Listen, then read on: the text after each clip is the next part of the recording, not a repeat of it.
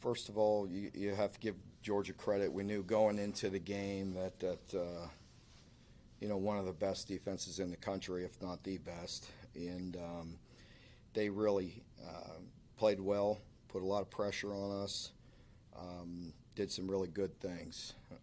I thought we gave ourselves an opportunity. We were better.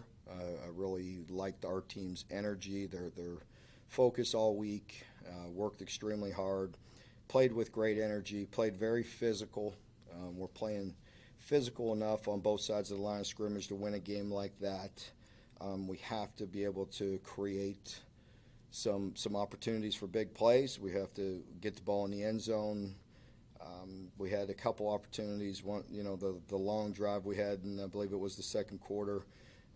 Got 3 out of it. You need to be able to punch that in, put some pressure on them, and I think that was the big difference in the game. Is obviously our inability to create big plays and to punch it in the end zone there. So defensively, again, they had some aggravating yards. There was a couple sets again that we have to get have to get fixed. But defensively, the guys played with good energy, played extremely tough, and played physical. Had a couple takeaways to give us an opportunity, to change field position. But in the end, you have to play really perfect and have make some big plays to beat a team like that, and we didn't do it. Okay, raise your hand if you have questions. First question is going to be from John Hale. John? Mark, I think it's pretty obvious that the offense works best on these methodical drives, especially the way Chris was running today. But how do you balance that with being aggressive and taking some risks, like at the end of the half, against an opponent that you know is as good as Georgia, and you're going to have to do that eventually? Yeah, you definitely are, throughout the game, and we understand that. I think you saw that late in the game in predictable pass, how dangerous they can be if you watch them this year when they can overwhelm you and obviously turn the game, or blow the game wide open with their defense, with strip sacks, with interceptions for touchdowns, just creating havoc with their defense in predictable situations. But I agree with you. I think we know that. We tried. Sometimes they were covered and they went to check down, so it looks like a 3-yard gain when in fact we had something called down the field to try to hit some verticals, try to hit some slants, try to hit some big plays that they took away. So it's not like we didn't have those plays called. We did. We need to create them. We need to make some plays down the field, obviously. And, we definitely were working at that today. It didn't always show up, with the balls getting down there, getting down the field. And at the end of the first half, that was not a good percentage for us. We cut it to, what was the score at that point, 7-3. And we were backed up. We thought we'd try one run. If we could create a big run, definitely try to open it up at that point in time. But again, you're talking about a defense that, as hard as we fought in that first half to cut it to 4 to give us an opportunity to play to win, that's low percentage for us. That's their strength, predictable pass with the rushers that they have and the guys they have covering, and what we're built to do right now. That's not. We're at our best when we can run and throw and try to be balanced. But predictable pass against them is you can let the game get away from you there real quick. Josh Moore? Mark, with some of that stuff you were talking about they were taking away, was that happening on that drive in the fourth quarter when you got the ball with about 9 minutes left and it just looked like it was going real slow for you guys? It did, and we were trying to get first downs. We were backed up a little bit there. After the first down, we were picking it up and trying to get the ball down the field, absolutely. And, it wasn't happening. I mean, they're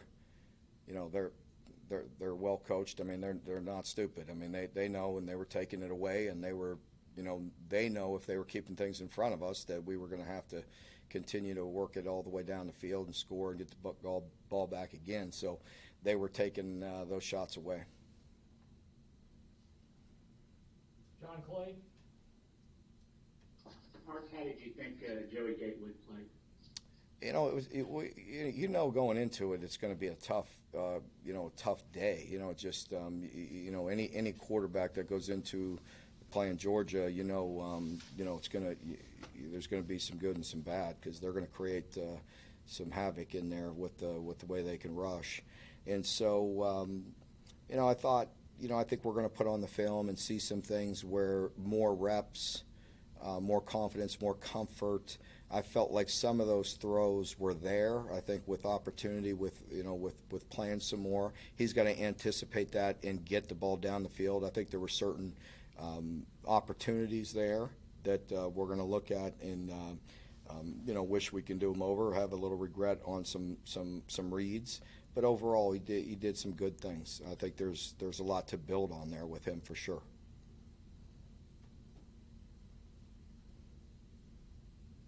Larry Vaught? Mark, trying to get the ball down the field, is that a case that you don't have receivers that can make that play to get open, and do you reach a point in a game when you feel like you should maybe go ahead and try it even if it gets intercepted or something? Well, I think, I was with you, Larry. I mean, I was sitting there on the sideline when it was getting late, and we were, I was talking with Eddie and Darren on the phone, and Joey was told, to look for certain routes, and he must have felt they were covered. I mean, I can't see exactly what was happening as far as, until we look at the film. But I agree. After, I want to say one of the throws, one of their guys got hurt, and we had an opportunity to talk to him, and that's exactly what we talked to him about. We're saying fit one in there, get the ball down the field, and at least try. You got to force it at this point. So yes, we were trying, and I agree with you. I think it was difficult there, but again, they know that. They know those plays are coming as well, and one of them they had an opportunity to pick for a touchdown, and fortunately he dropped it. Michael Bennett? Mark, what is it about the offense that you see needs to change and for it to get in a more of a scoring position and to score? Well, I mean, I thought they did a really good job at times today. I thought we were creative with, keeping a really, really talented defense on their heels as far as some of the run game, some of the sets we were in. We were giving our kids an opportunity to be successful and move it. But we have to create explosive plays in the pass game. And we got to be creative. We do have to take more shots. I mean, Eddie knows that. Eddie's been hard on himself. I thought, again, we had an opportunity to, if we punch it in a couple off some good drives with mixing it up very well, we just got to punch it in. We got to score. And, we tried a double post with a wheel. We felt like it had a good chance, and they got pressure. They sacked us. When you're, again, that's arguably the number one defense in the country. And, if it's not one thing, it's another. If it's good, maybe they have good coverage. Maybe it's pressure. They're mixing it up. So, it's hard. But there's plays that are out there, and we're working hard at it to create some plays in the pass game. And we've got to continue to find different sets in different ways and take some shots for sure. Josh Moore? Mark, you talk about Joey getting dressed and getting comfortable. Do you think, if everybody's healthy, do you think the plan going into Vandy is for him to get the majority of those number one reps, or is that undecided? Yeah, I don't think I need to comment on that right now. I haven't watched any film at all, so we'll wait and make those decisions. Nick Raff? Mark, there's a lot of injuries on the offensive line. Do you just have any updates on those guys? Yeah, we got 3 ankles and a knee. Cedric Dort, Luke, Kenneth Horsey, and Square. Got different things. I think Horsey has the knee, and then 3 ankles. So we'll see how bad they are. Later on tonight and tomorrow. So hopefully they won't be out too long. I'm not sure at this point. John Clay?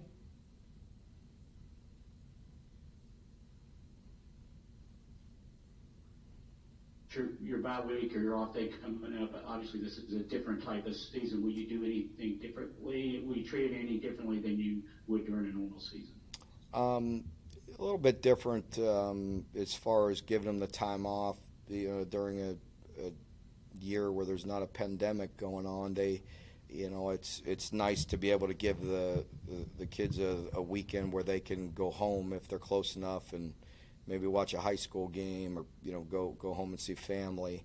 But I'm discouraging that because of the situation that we're in, and I want them all here. So I'm going to give them some time on the front end. That is different. So give them a couple days on the front end to get healed up, get healthy. And the good thing about that is we'll get back to practice Wednesday, Thursday, Friday, and at least on Friday it's another day of throwing and catching and working on things. And hopefully we'll have a great 3 days, and it'll give us coaches time on the front end to do self-scout, to see what we're doing, to see the good things we're doing in the areas where we're falling short and where we can improve. And so the coaches will be working hard, all weekend here and trying to get caught up to see what we're doing well and finding ways to put our players in a position to win here down the stretch. Okay, our last two are Michael Bennett and John Hale. Michael? Mark, out of the last 9 games, Chris Rodriguez has gone for over 100 yards in 4 of those games. Do you feel like now he is your number 1 running back? Again, I think you guys put more stock in that than we do. He got more reps today because he was running well, and it's been that way. Yeah, it's hard keeping him out of there, Michael. Yeah, I mean, he's a very good player, and he's doing some really good things. As I said before, they have different strengths. AJ is a guy that we need big play capability as well. So AJ has created, through the years, some explosive runs. We need to continue to work both guys. And obviously Cavassier is a big play guy as well. Getting him back and getting him healthy will only help us. Okay, and last question is John Hale. Mark, do you say anything to your defense to keep those guys motivated when you go out and hold the number 5 team in the country to 14 points and lose if they've been playing so well, getting turnovers and just the results aren't there? Oh, there's a lot we could improve on. I tell you, there were some frustrating drives and aggravating yards in there that we could have played a heck of a lot better, and we'll continue to work at that.